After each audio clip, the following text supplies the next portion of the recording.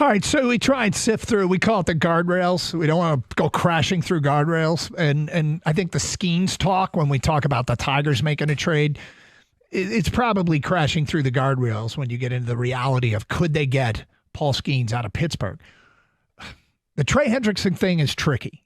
His demands would say that it seems unlikely that he would come to Detroit. There are quite a few mileage posts before I think there's an exit ramp from Cincinnati, but if we pass those mileage posts and still no deal is done, could he be dealt? ESPN with a hypothetical trade offers today. Interesting exercise. 4 national writers put together hypothetical trade offers, and then the Cincinnati beat writer that covers the Bengals for ESPN can accept one of these offers or none of them. And of the 4 offers, Detroit made one. If you're just joining us, it's a 2026 second rounder. So this coming draft, 1 year, 10 months from now, whatever it is, a second rounder in the next draft and a third or fourth rounder in the following draft. And the Lions get Hendrickson and a 2026 fifth rounder in next year's draft. The reporter that covers the Bengals is named Ben Baby. And the verdict, they say, is Detroit's offer could get the job done. Yeah, baby. And he writes, Solik's offer is very good for the Bengals. Let's say the Lions give Hendrickson a 3-year deal worth $90 million. Okay, here's another mileage post we'd have to get past. Would he accept the 3-year deal worth $90 million? And could the Lions afford a 3-year deal worth $90 million? Could they work it in such a way that they could afford to sign Hutchinson long-term and everybody else they need to sign that probably want to sign to make way for what would be a much older player, but he would help them win now? Yeah, I've maintained all along they can sign him, but you may have to say to yourself, okay, we're signing him, but it's going to cost us Sam Laporta. I mean, that might have to happen, or it might cost you Brian Branch. Mm-hmm. I mean, there's no question Lions they're going to give Hutchinson an extension at some point. But because of this coming up, I mean, you could wait on the Hutchinson extension. You can wait. This is his 4th year. He was a first-round pick. You've already said you're going to pick up the 5th year. So you don't have to – I mean, he gets a pretty healthy raise for the 5th year, but it's still $15, $18 million, whatever it is. So you don't have to give him an extension until after that 5th year. Meantime, when you do, that'll be going into the 3rd year of Hendrickson. So you can make it work, but there's probably some pain that comes with it in the form of, I guess we can't afford to hang on to Sam Laporta, or if we do, maybe you sign him to a very normal 1-year contract with the promise that, okay, once Hendrickson's contract is done, then we can afford to pay you a little bit. Or I'm not sure if that's how it works.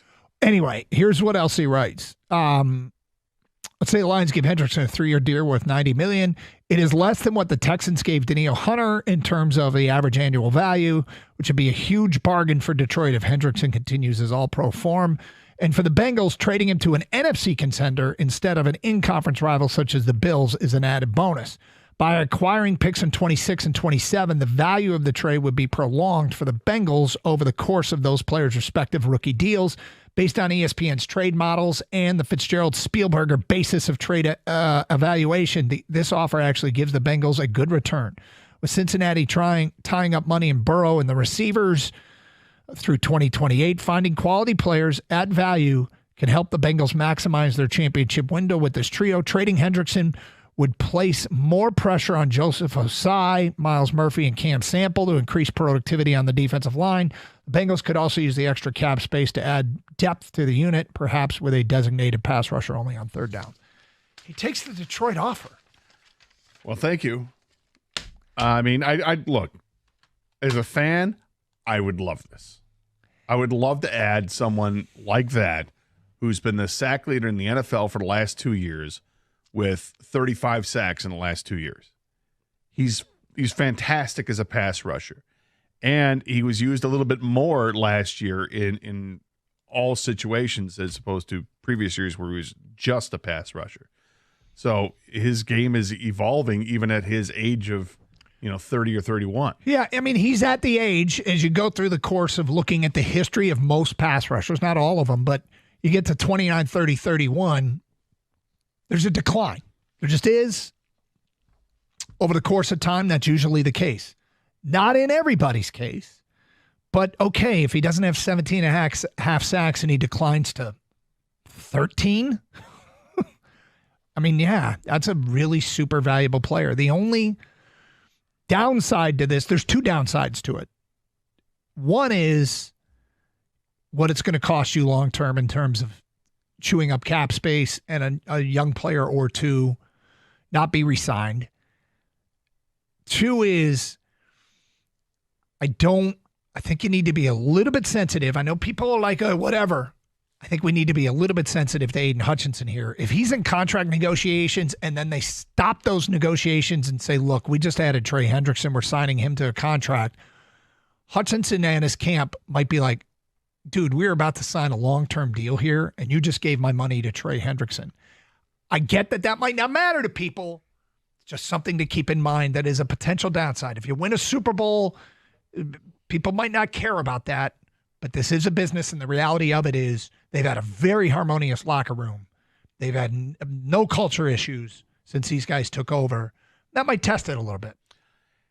I don't see that happening even a little bit. I give that such a small percentage because I think the Lions are absolutely committed to Hutchinson long term. They drafted him second overall in the draft. They love him. He's a hometown guy. He's awesome. He personifies everything they want in a football player coming back from this horrific injury, and he is, battled back to the point where he's completely cleared and ready to go. That is the guy that you want, and that's the guy they love. And I don't think anything that they signed Hendrickson for, if they were to trade for Hendrickson and give him a contract, Hutch will make more.